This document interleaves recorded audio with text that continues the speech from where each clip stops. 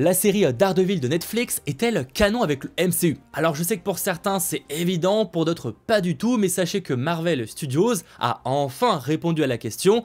Évidemment je vais vous partager la réponse, mais également revenir sur le pourquoi du comment ça a été dans le bordel. Alors pour rappel, la série Daredevil de Netflix, elle aura duré 3 saisons, disponible à l'époque sur Netflix et depuis récupérée par Disney+. Elle aura donné droit à des genres de spin-off si je puis dire avec Iron Fist, Luke Cage, Jessica Jones, mais également la série Defenders qui aura été un peu le crossover de tout ça et donc à l'époque sur Netflix et maintenant sur Disney+. À l'époque, c'était en fait assez simple, tout ça n'était pas canon avec Marvel Studios puisque on avait d'un côté Marvel Television qui était géré par Marvel Entertainment et on avait Marvel Studios géré par Kevin Feige qui était directement géré par la branche cinéma de la Walt Disney Studios. Donc c'était vraiment deux entités totalement séparées et c'est pour ça qu'au final, il n'y avait que très peu de connexion entre les séries télévisées, qu'elles soient d'ailleurs de Netflix mais aussi Agents of S.H.I.E.L.D. etc. avec les films. C'est que les deux n'étaient pas du tout gérés par les mêmes personnes. Évidemment, les séries télévisées surtout essayaient parfois de répondre un petit peu justement à ce qui était proposé dans les films, notamment par rapport aux Avengers, mais ça restait en général très léger et il n'y avait pas plus de connexion que ça. C'est vraiment l'explication du pourquoi du comment et c'est pour ça que Kevin Feige, donc le big boss de Marvel Studios, est resté très longtemps assez vague sur le fait si oui ou non les séries télévisées Marvel étaient canon avec le MCU, géré donc par Marvel Studios. Sauf que voilà, depuis maintenant quelques temps, tout ça a été un petit peu chamboulé quand Charlie Cox, qui a incarné Daredevil dans les séries Netflix, a repris son rôle dans le Marvel Cinematic Universe, géré par Marvel Studios, avec donc au début un caméo, on va dire ça comme ça, dans Spider-Man No Way Home, ensuite une réapparition dans la série She-Hulk.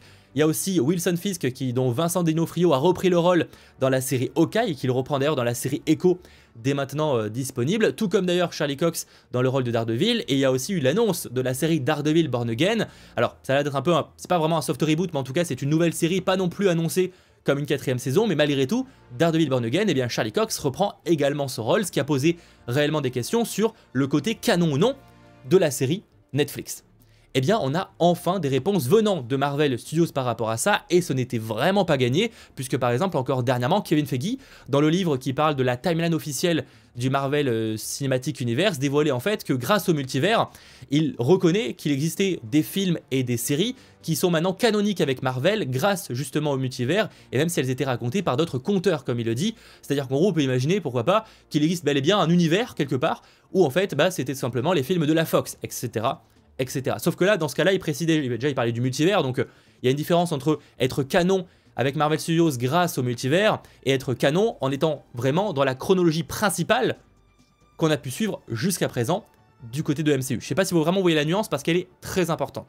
Donc ça pour le coup il n'était pas précis et surtout il ne parlait même pas en l'occurrence des séries Netflix où c'est vraiment la question que l'on va se poser parce que bon pour le coup on va pas forcément se poser la question si la série Inhumans du côté de Marvel Television est canon ou non parce que tout le monde en a rien à faire. En revanche, les séries Netflix pour le coup, c'est peut-être un peu plus intéressant. Et c'est pour ça, très récemment, justement dans la promotion de la série Echo, qui est dès maintenant disponible sur Disney+, eh bien on a Brad Winderbaum. C'est qui? C'est tout simplement l'un des producteurs de Marvel Studios, mais c'est surtout et avant tout le responsable de la partie streaming. Donc autant vous dire qu'il est plus ou moins au courant du sujet et déclare tout simplement: je peux dire que jusqu'à présent, nous avons été un peu méfiants quant à ce qui fait partie de la timeline sacrée, donc la timeline principale du Marvel Cinematic Universe, et ce qui ne l'est pas. Franchement, c'est né d'une période où le studio où nous disions nous devons nous tenir à l'atterrissage avec les Avengers. C'était une autre partie de l'entreprise qui développait les produits Netflix. Donc globalement, c'est ce que je vous disais, on avait Marvel Television et Marvel Studios. Nous étions conscients de ce qu'ils faisaient, ils étaient conscients de ce que nous faisions, mais c'était beaucoup à équilibrer de toute façon. Mais maintenant qu'un certain temps est passé, maintenant que nous voyons à quel point les histoires sont bien intégrées, personnellement, je dirais avec confiance qu'elles font partie de la chronologie sacrée. Donc oui, selon lui, les séries Netflix, donc de Marvel Television, sont maintenant dans la timeline principale de Marvel Studios et donc du MCU, ce qui veut dire que sur le papier, oui, la série Daredevil est canon. Alors évidemment, à voir à quel point elle sera canon, enfin dans le sens où, oui, on peut dire qu'elle est canon, il n'y a pas de problème, là-dessus c'est dit, et même il y en a un autre élément qui le laisse confirmer, c'est que maintenant, les séries Netflix apparaissent dans l'ordre chronologique du MCU sur Disney+, et ça, mine de rien, ça a un gros impact, parce que ça arrivait aujourd'hui, notamment avec la série Echo qui est maintenant disponible. Donc on a Daredevil, on a Jessica Jones, qui, vous voyez, juste après Ant-Man, on a Luke Cage, Iron Fist et Defenders avant Civil War. Après maintenant à voir justement à quel point ça va être canon dans le sens, est-ce qu'il y aura vraiment beaucoup de références à ces programmes-là?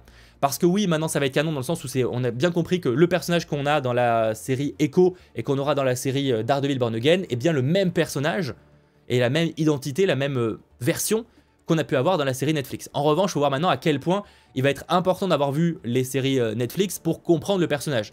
Est-ce que vraiment il y aura beaucoup de références? Est-ce que Daredevil Born Again est vraiment à proprement parler une saison 4? Ou est-ce que c'est plus on garde le même acteur mais on va raconter de nouvelles choses, etc. et sans forcément faire de continuité directe? Faudra voir, parce que là aussi par exemple, jusqu'à présent on pensait surtout à la série Daredevil ou encore le Punisher parce qu'il devrait revenir de nouveau incarné par le même acteur, mais c'est vrai qu'on ne pense pas forcément à Jessica Jones ou encore Luke Cage et Iron Fist qui ont été moins populaires, notamment Iron Fist qui a pas spécialement convaincu. Là selon la logique maintenant elle est canon, donc est-ce que...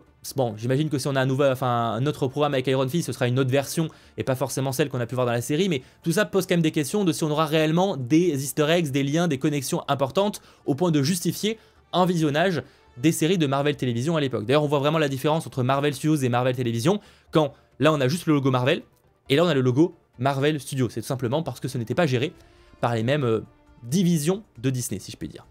Donc en tout cas voilà, oui, Daredevil est maintenant canon avec le MCU, tout comme d'ailleurs la série Defenders, c'est tout ce qui conduit donc à ça avec Iron Fist, Luke Cage, Jessica Jones et le Punisher. Alors à voir encore une fois à quel point ce sera important de les regarder pour comprendre la série Echo, pour comprendre, normalement la série Echo est censée être un programme donc avec le label Marvel Spotlight, donc on est censé le comprendre sans avoir vu justement le reste du Marvel Cinematic Universe ou du MCU.